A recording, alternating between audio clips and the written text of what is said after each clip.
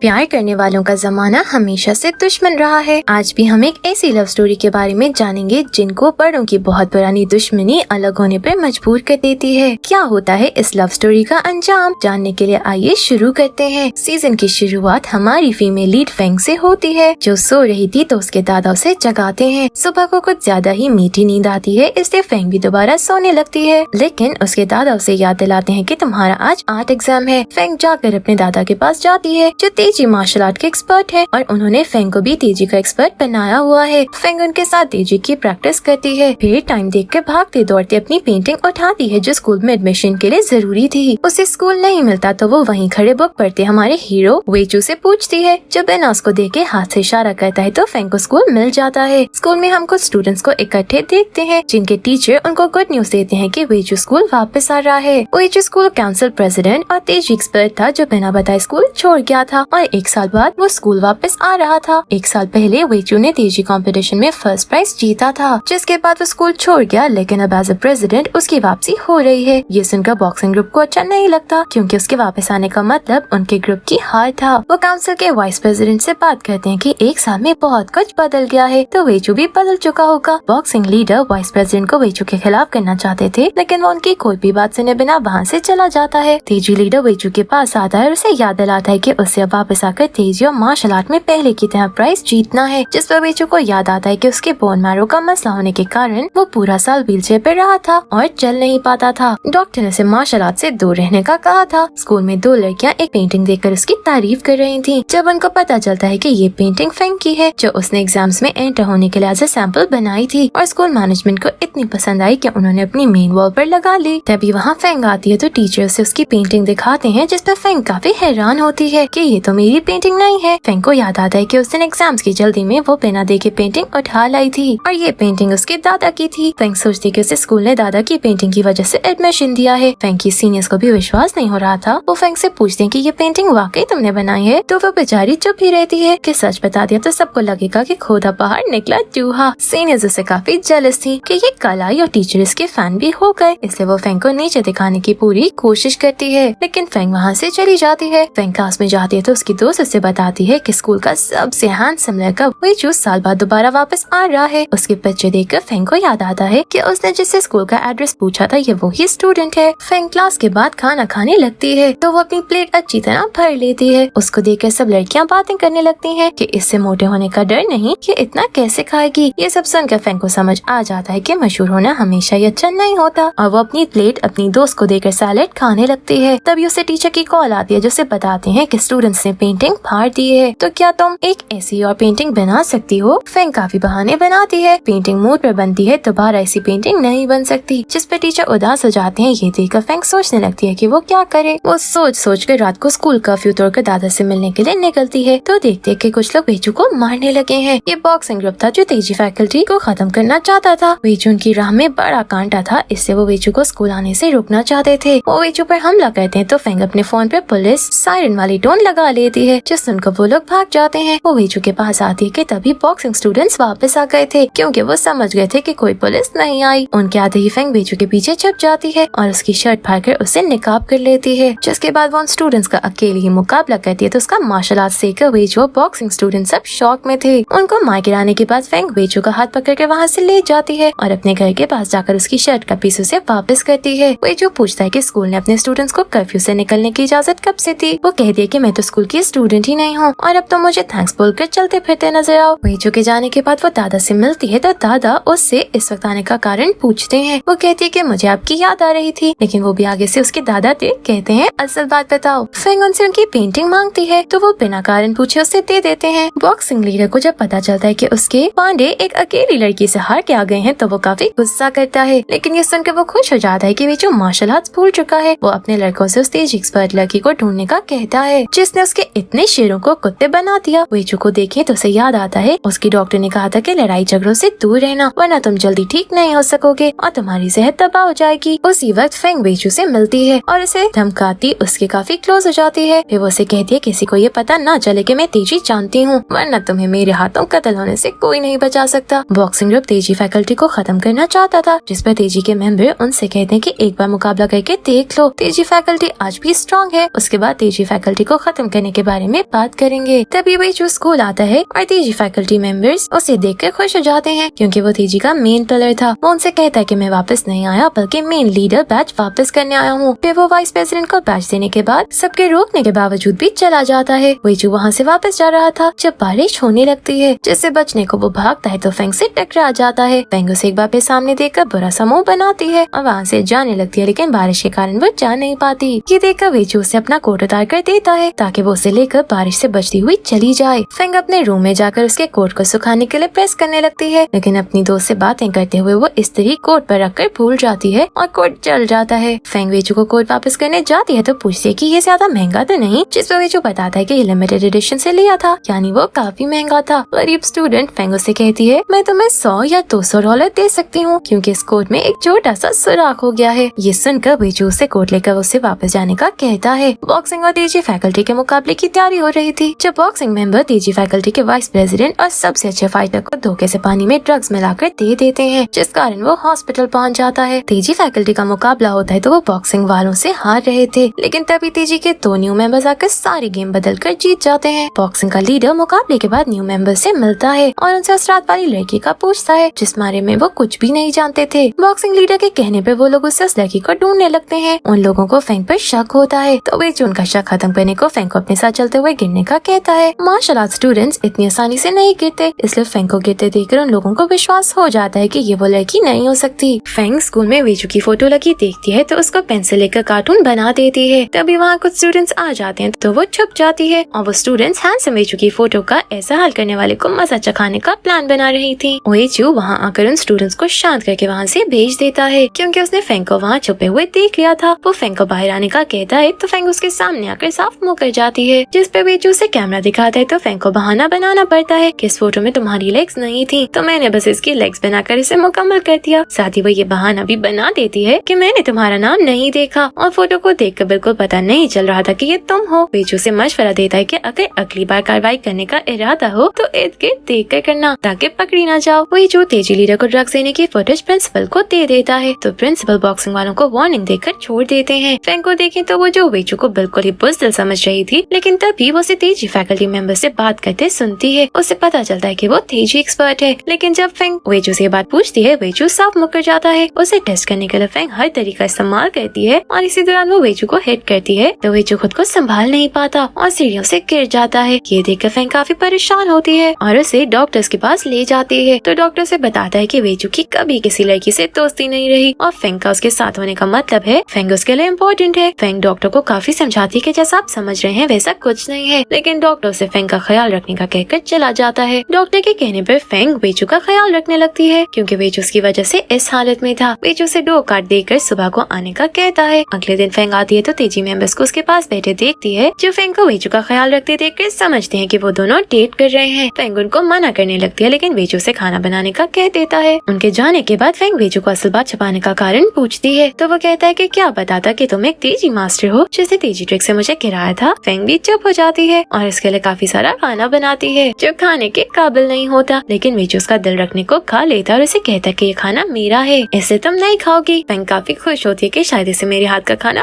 बहुत पसंद आया है, इसलिए अकेले ही सारा खाना चाहता है। बेचारा वेजू बीमार होकर भी उसे ऐसा खाना खाना पड़ रहा था। रात को वेजू को बेड पर लेटाते हुए उसके ऊपर ही गिर जाती है तो शर्मिंदगी से बचने को ऐसे शो करती है कि जैसे वो बेडशीट देख रही है। वेजू को स्कूल से घर ले जाने के लिए फेंग अपनी दोस्त को कार लाने का कहती है, लेकिन उसकी कार रास्ते में खराब हो जाती है। तभी वहाँ से बॉक्सिंग लीडर कार में गुजरता है तो उनको देखकर लिफ्ट ऑफर करता है, जिसपे फेंग वेजू के साथ उसकी कार में बैठ जाती है। वो वेजू और फेंग को घर जोड़ने के बजाय अपने अड्डे पर ले आता है जहाँ उसका मकसद से वेजू को नुकसान पहुँचाने का था। वो वेजू को कार से निकालने की कोशिश करता है तो फेंग उसे हिट करती है। फिर वो दिल में दादा से सॉरी करती है कि आपने मुझे अपना मार्शल आर्ट किसी पर जाहिर न करने का कहा, लेकिन वेजू मेरी वजह से इस हाल में है, इससे उसकी सुरक्षा के लिए मुझे मार्शल आर्ट को यूज करना ही पड़ेगा। फेंग अपने मार्शल आर्ट से एक बार फिर बॉक्सिंग वालों को अकेली ही मार गिराती है तो उसे 5 मिनट से भी कम टाइम में सबको मारते देखकर वेजू से काफी इम्प्रेस होता है। फेंग उन सबके फेसेस पर कार्टून बनाकर बॉक्सिंग लीडर की कार में ही वेजू को अपने घर ले आती है तो दादा वेजू को देखकर काफी खुश होते हैं कि मेरी पोती का इतना अच्छा टेस्ट है। फेंग के घर जाकर बेचारे वेजू को दादा की मेहरबानी से कुछ अच्छा खाने को मिल ही जाता है। फेंग और वेजू दादा को बताते हैं कि जैसा आप समझ रहे हैं वैसा कुछ नहीं है। दादा वेजू से काफी इम्प्रेस थे, इसलिए उसे फेंग को अपनी स्टूडेंट बनाने का कहते हैं। वो दादा की बात मान लेता है और कहता है कि किसी और को ना पता चले, मैं फेंग को तेजी सिखा रहा हूँ। दादा की वेचू से काफी दोस्ती हो जाती है और वो उसे फेंग की बचपन की फोटोज भी दिखाने लगते हैं, जिस पर फेंग काफी माइंड भी करती है। बॉक्सिंग लीडर को देखें तो वो एक अकेली लड़की से हारने पर गुस्से से पागल होने लगता है और वेचू से बदला लेने के लिए प्लान बनाने लगता है। फेंग वेचू को उसके घर ले आती है, जहाँ वेचू बेचारा खुद ही हिम्मत करके खाना बनाता है, क्योंकि वो जान गया था कि फेंग के हाथ का खाना बनाकर वो कभी ठीक नहीं हो सकता। उसे खड़े होते देखकर फेंग शॉक रह जाती है कि इसकी टांग तो जख्मी थी। फिर उसे समझ आ जाता है कि उसने फेंग से झूठ बोलकर अपने साथ रखा था, तो वो गुस्से से चली जाती है। रात को वेचू फेंग को मनाने के लिए कॉल करता है और वो दोनों बात कर रहे थे जब वेचू पर कोई अटैक कर देता है, जो बॉक्सिंग ग्रुप के अलावा किसी का काम नहीं था। उसी वक्त एजी के मेंबर आकर वेचू को बचा लेते हैं और जब तक फेंग वहाँ आती है तो सब ठीक हो चुका था। वेचू से पूछता है कि मेरे खतरे में होने का सुनकर तुम भागते हुए क्यों आ गई? तो फेंग कहती है कि तुम मेरी टीचर हो ना, तुम्हारी सुरक्षा मुझ पे फर्ज है। और वेचू से याद दिलाता है कि तुम्हें मेरा अदब भी करना होगा और मेरी हर बात भी माननी होगी। उसके बाद वो वेचू का ख्याल रखने लगती है। कैंडल जलाते हुए कॉकरोच नजर आने पर फेंग चीखती है, तो वेचू उसके पास आता है। फेंग उसे देखकर उसके गले लग जाती है, तो वेचू सोचता है कि ख्याल इसने मेरा रखना था, लेकिन मुझे इसका रखना पड़ रहा है। वेचू फेंग से तेजी की ट्रेनिंग लेने लगती है, क्योंकि ये दादा का ऑर्डर था। फेंग काफी थक जाती है, तो वेचू पर गुस्सा होने लगती है। वो फेंग से कहता है कि अगर तुम दादा की ख्वाहिश के मुताबिक तेजी मास्टर नहीं बनना चाहती तो कल से आने की जरूरत नहीं है। अगले दिन फेंग उसके पास जाकर उसे बताती है कि मैं ट्रेनिंग के लिए तैयार हूँ। उन दोनों के साथ ट्रेनिंग करते हुए कोई पिक्चर्स बनाकर वायरल कर देता है। फेंग स्कूल आती है तो हर कोई उसी को देख रहा था, जिस पर वो काफी हैरान होकर अपनी दोस्त से पूछती है कि मेरे मुंह पर क्या लगा है। उसकी दोस्त उसे उसकी और वेचू की फोटो दिखाती है कि सब लोग तुम्हें वो टाइमर कह रहे हैं। कुछ लोग ये समझ रहे थे कि वो वेचू को अपने प्यार में फंसाने के लिए उसे तेजी की ट्रेनिंग ले रही है। फेंग की दोस्त उसे पूछती है कि कहीं तुम वाकई तो वेचू को पसंद नहीं करती, तो वो मना कर देती है। वेचू को उसका दोस्त कॉल करके सारी बात बताता है कि फेंग के बारे में सब ऐसे बातें कर रहे हैं, जिस पर वेचू को भी काफी गुस्सा आता है। वेचू फेंग के हॉस्टल जाकर उसे मिलने बुलाता है, लेकिन फेंग मना कर देती है। वेचू के फोर्स करने पर वो आती है, तो वेचू से ट्रेनिंग दोबारा ज्वाइन करने का कहता है। तभी फेंग का एक क्लास फेलो वहाँ आ जाता है, जो फेंग को पसंद करता है, तो वो वेचू फेंग को साथ देखकर जेलस हो जाता है। वेचू के जाने के बाद वो फेलो मन ही मन में कहता है कि फेंग मैं तुम्हें किसी भी कीमत पर हासिल करके रहूंगा। वेचू फेंग की बेस से ट्रेनिंग करवाने लगता है। वेचू न्यू ईयर सेलिब्रेशन के लिए फेंग के घर आ जाता है, जहाँ वो लोग काफी मजे करते हैं। वेचू दादा से कहता है कि फेंग को आर्ट कॉम्पिटिशन के लिए भेज दें, तो दादा मान जाते हैं। तभी फेंग को अपने दोस्त की कॉल आती है, जो उसे अपने साथ न्यू ईयर की शॉपिंग के लिए चलने का बोलता है, तो फेंग मान जाती है। वेचू से पूछता है कि किसकी कॉल थी, लेकिन फेंग नहीं बताती, तो उसे काफी जेलसी होती है। फेंग अपने दोस्तों के साथ शॉपिंग पर चली जाती है और काफी एंजॉय करती है। स्कूल में हर कोई फेंग के बारे में बातें कर रहा था, तो उसकी दोस्तों से अपने फेलो को डेट करने का मशवरा देती है, लेकिन फेंग कहती है कि मुझे एक स्कैंडल से निकलकर दूसरे में नहीं फंसना। फेंग अभी भी वेचू के घर आकर उसके लिए खाना बनाती थी, जिसे खाकर वेचू बीमार हो जाता है, लेकिन महबूबा का दिल ना टूटे, इसलिए वो उसके बने खाने पर मजबूर था। वेचू के बीमार होने पर फेंग उसके लिए एक और सूप बनाती है, तो आप समझ सकते हैं कि वो पीकर वेचू और बीमार ही हुआ होगा। बॉक्सिंग लीडर को नकाब में कोई मिलता है और उससे पूछता है कि तुमने मेरा दिया हुआ टास्क पूरा की, तो वो मना कर देता है, जिस पर वो नकाब वाला कहता है कि मैं तुम्हें एक अंधे की खबर देता हूँ। फेंग जो पेंटिंग भी स्कूल में लाई है वो उसने खुद नहीं बनाई हुई। वो बॉक्सिंग लीडर को इस खबर को अच्छे से यूज करने का कहता है। वेचू स्कूल में आर्ट पर लेक्चर देता है और वो आर्ट चोरी ना करने के बारे में समझाता है, जिस पर फेंग को काफी बुरा फील होता है, क्योंकि वो अपने दादा का आर्ट अपने नाम से शो करती थी। तभी कोई वेचू से सवाल पूछता है कि आप और फेंग डेट कर रहे हो, तो वेचू इस बारे में बात करने से मना कर देता है। स्टूडेंट्स के फोर्स करने पर वेचू कहता है कि हमारा जो रिश्ता है वो तुम लोग कभी नहीं समझ सकते, इसलिए इस बारे में गॉसिप्स करना भी छोड़ दो। क्या फेंग कभी वेचू से प्यार हो जाएगा, या वो लोगों की बातों के डर से उससे दूर हो जाएगी? वेचू फेंग के सामने अपना वन साइडेड लव कन्फेस करेगा या दिल ही दिल में रखेगा? वेचू और फेंग के रिश्ते को उनकी खानदानी दुश्मनी कैसे खत्म कर देगी और इस लव स्टोरी का क्या अंजाम होगा, ये जानने के लिए देखिए इस सीजन का next part. Thank you for watching.